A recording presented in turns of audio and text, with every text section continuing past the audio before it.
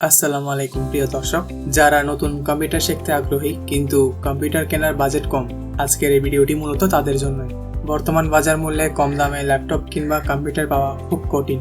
তাও আমি চেষ্টা করেছি আপনাদের জন্য 3টি ল্যাপটপ খুঁজে বের করার, যা 20,000 টাকার মধ্যেই পাওয়া সম্ভব এবং 2024-এ এসেও ভালোই সাপোর্ট দিবে এই ল্যাপটপগুলি।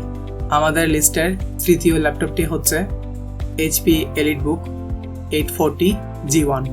প্রসেসর ইন্টেল ব্র্যান্ডের i5 4th generation, RAM 4GB, storage 500GB HDD আর ডিসপ্লে 14 ইঞ্চি। ল্যাপটপটি রিলিজ হয়েছিল 2013 সালে। তার বর্তমান প্রাইস 19,000 টাকার আশেপাশেই পেয়ে যাবেন।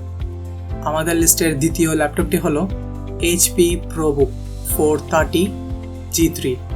এটিরও প্রসেসর ইন্টেল ব্র্যান্ডের i3 6th generation, RAM 4GB, storage capacity 128GB SSD, display 13 inch 13 ইঞ্চি। এটি রিলিজ হয়েছিল 2015 সালে, যার বর্তমান বাজার মূল্য হচ্ছে 20,000 টাকা আশেপাশে। আমাদের লিস্টের প্রথম এবং সেরা ল্যাপটপটি হলো Lenovo ThinkPad 260।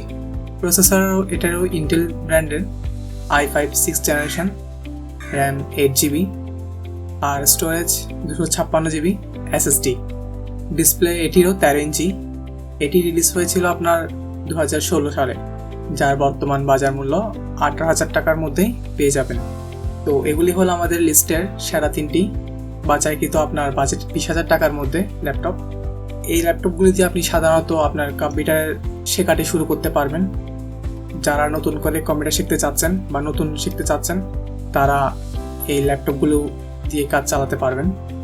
এবং এই ল্যাপটপগুলিতে বেসিক শেখার পাশাপাশি ছোটোখাটো গ্রাফিক্স, হালকা পাতলা গ্রাফিক্স ডিজাইন এবং ভিডিও এডিটিং করতে চাইলে আপনাকে ক্যাপকাট কিংবা ফিল্মোরা দিয়ে এডিট করা যেতে পারে।